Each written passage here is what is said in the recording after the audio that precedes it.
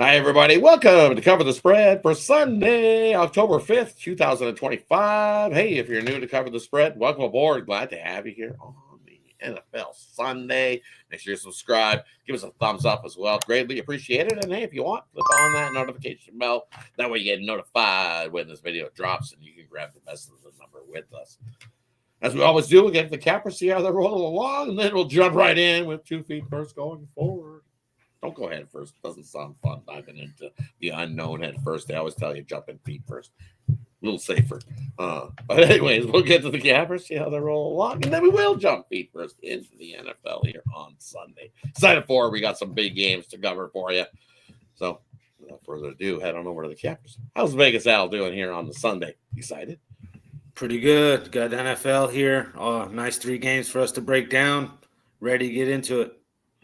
Definitely ready to get into it. Looking forward to the Sunday slate. And over to Ninos. How you doing here, buddy? Yeah, always excited about NFL Sundays. Definitely a lot of competitive matchups, but I think we picked 3 good ones to look at for everyone. So I can't wait to get to them, and can't wait till these games kick off. Definitely excited for them as well. So let's get to them.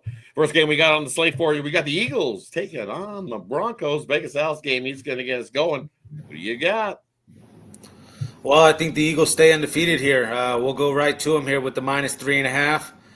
Yeah, would like to get a -3, but I think at the end of the day, the Eagles are going to win this game by more than a touchdown. So the -3.5 doesn't bother me. I just think they make Bo Nix here. Beat them from the pocket. At the end of the day, Bo Nix, more of a play action, try to get out on the run, out in space, and hit some receivers there on the run.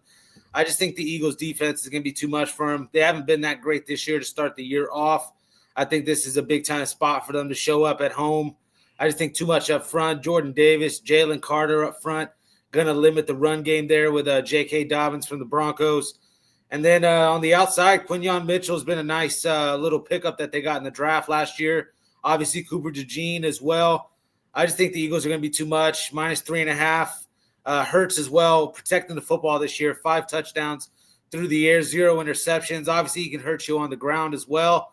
The only thing that has been the knock on the Eagles so far has just been Saquon Barkley. A lot of people saying a lot of carries last year. Is he going to do what he did last year? I mean, 2,000 yards is hard to ask for, but I still think the Eagles all day, -3.5.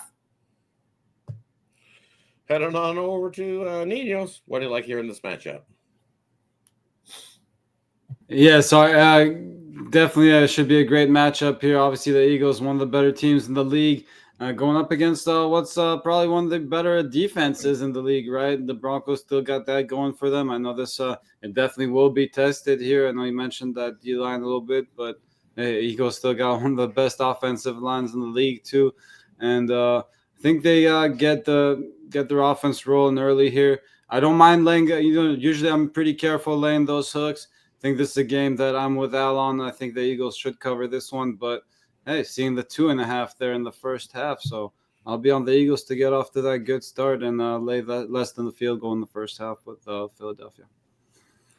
Yeah, for me here in this matchup, I like it under. I think both defenses can shine here in this matchup. You look at the Denver defense holding opponents to about 16 points per game, while the Eagles, hey, sure, they've had their games where we've seen some overblown numbers, but they've definitely started in the right direction on improving things.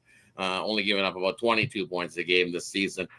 But for me, I think this Denver team, they can control things by running the ball. Very good at running the ball so far this season. Getting about an average about 5.1 yards per rush. And you look at this Eagles defense, well, 4.8 yards per rush they've been giving up. So for me, I like the under here just for that reason. I think Denver's got to play. If they want to stay into this game at all, they're going to have to keep the ball out of the Eagles offense, his hands, because we know that Hurts can move the ball down the field. He's got plenty of weapons. He can run the ball, and they don't mind doing the same. That's the type of game they love to play.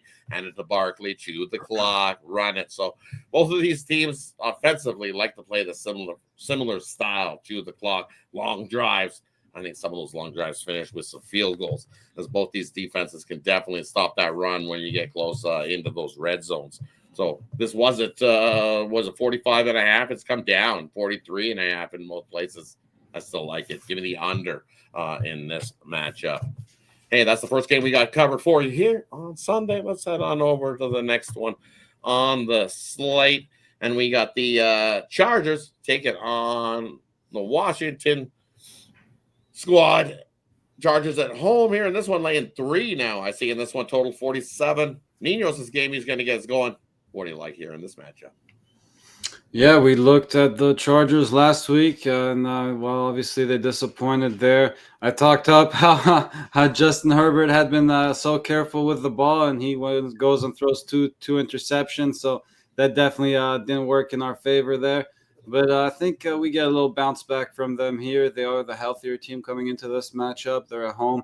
Now, yes, it's always a little concerning when you're laying less than a field goal on your home field, but again, I still think maybe a little overreaction here. And we got Jaden Daniels off the injury report. But again, a lot of his favorite targets, so we'll be missing this one. We got Terry McLaurin out, Noah Brown's out. Samuel's listed as questionable, hasn't practiced yet. Some may not be as concerned as I am about him, but hey, not practicing on Thursday, there's still that to look out. So if Samuel sits this one out, now obviously they're going to try to push him to play here with the other 2 wide receivers out of the lineup. But again, whether he plays or not, they're still going to be missing some weapons here. I think the Chargers make the most of it. I'll lay the points with the Chargers at home here. Definitely Deebo Samuel news questionable for the game against the Chargers due to that heel injury, but it says decent chance to play. Head on over to Vegas. Al, what do you like here in this matchup? Well, with the news of Jaden Daniels going to play in this one, I think the Chargers are going to do what they normally do anyways, and that's play keep away and try to avoid having Jaden Daniels there with a lot of time of possession. So I'm going to go right to the running back here for the Chargers, Omarion Hampton here, the rookie running back. We're going to go over 16.5 attempts here for him. At the end of the day, I just think he'll be the bell cow there for the Chargers, and we'll get over this pretty easily. And for me here in this matchup, what does the Chargers love to do? Play those low scoring, kind of like what the Chiefs used to do, low scoring, grind them out type games. As we alluded to, Jane Daniels is back, but he's definitely doesn't have his full repertoire of weapons to throw to. So the average about 23 points a game here, and going against the Chargers defense, it's only allowing 17 points a game. For me here in this one, this is going to be a lower score. And this total's at 47.5. Hasn't budged, still sitting at 47.5. Bookmakers happy where they are. I like the under here in this one. I think we have both defenses that step it up. We know Jaden Daniels, he can run the ball as well. So he likes to take off and run. And I think he might have to use his legs with the lack of weapons around him. So he might have to use those legs a little more and try to keep it out of the Chargers' hands. And we know that's how the Chargers love to play, keep it out of the opponent's hands as well. So low scoring game for me here in this one. Give me the under 47.5. Hey, that wraps up the second game we looked at. Let's head on over to the final one on the card. And it's the Sunday nighter. Big game here. We got New England heading into Buffalo to take on the undefeated Bills.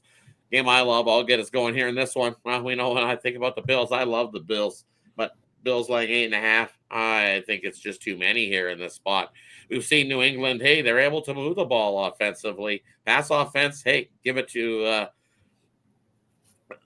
the Patriots. They're averaging about 7.6 yards offensively per pass. Buffalo, hey, we know what they've been doing offensively. They're able to pass the ball through the air, 7.8 yards per pass. They're able to rush the ball to the tune of about 4.9. But you look at this Patriots defense. What do they do very well? And they do defensively the best. They stop the run.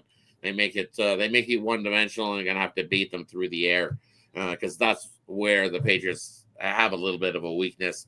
That pass defense, they're giving up about 7.7 yards per play, but run defense only giving up 3.3 yards per rush. And I like Drake Bear here. He's able to, as I said, he's been getting better and better at passing the ball. But I think what New England does well is they love to run the ball. And with this Buffalo squad that's dealing with some defensive issues. They're dealing with a defensive lineman that's out, so you'll have a backup guy there, and then a linebacker is out as well for Buffalo. So Buffalo's defense, they've been giving up about 6 yards per rush. And as I said, I think this New England offense is able to run the ball. Keep it out of Buffalo's hands because we know that offense is potent. It can score quick. So this has got backdoor written all over. Give me New England plus the 8.5 that you get here in this one. I think in this divisional battle, this is a close, tight game. Buffalo gets the win, but they don't get the cover in this one on Sunday night. Heading on over to Vegas. Al, what do you like here in the Sunday nighter? No, yeah. So I see them going to Stephon Diggs a lot here in this game. I don't know if they're going to be able to get the ground game going as much here. The Patriots, Stephon Diggs is the team's leading receiver. 19 catches, 213 yards this year, but he hasn't found the end zone. I think they're going to have to go to him at least near the red zone as well, just because I feel like it's going to be hard to get into the end zone through the ground here. Bills defense is going to be stingy there, and I think they're going to have to draw something exotic for Stephon Diggs. Their number one wideout here. Plus 240 price for him to score a touchdown. I'll take it. I think he will get his first win of the year. Heading on over to Ninos. What do you like here in the Sunday Night Football? Yeah, I was looking at a couple props, so I'll let you take a shot on Diggs. I'm seeing plus 265 here, so another couple plus 200s plus is I'll take a shot on the tight ends here for both these teams. Actually, I like Hunter Henry, who's racked up 3 touchdowns over his last couple of games. He had 2 touchdowns in week 3. He had found the end zone again in week 4. And on the other side, you got Dalton Kincaid also coming in with 3 touchdowns on the season, both of them. His were a little more spread out. He had 1 in week 1, scoreless in week 2, but then again, a touchdown in each week 3 and week 4. So obviously, again, their looks there in the red zone and the end zone. So I'll take, again, we're getting plus 230s, plus 240s here. And we need is one of these tight ends to catch a touchdown for us, and we come out on top. So, and then if they both do, we're up big. So both Henry and Kincaid touchdowns for me anytime. Hey, that wraps it up for Sunday slate here on Cover the Spread. Let us know what you think in the comment section below of the 3 games we covered here today. And we'll do a quick little recap before we head on out. First game we covered, we got the Eagles taking on Denver. This is Vegas Al's game. He says, lay it with the Eagles here in this matchup. Next game we got Chargers taking on Washington. Ninos' game, he says, lay it with the Chargers here in this matchup. Bounce back for the Chargers. And then Sunday nighter, we got the Patriots taking on Buffalo. I think it's just too many points. I think Buffalo probably wins by a touchdown. So grab the Patriots plus the points in that divisional battle. Hey, thanks everybody for tuning in. Let's finish off the weekend strong and do what we always do, and that is cover spread.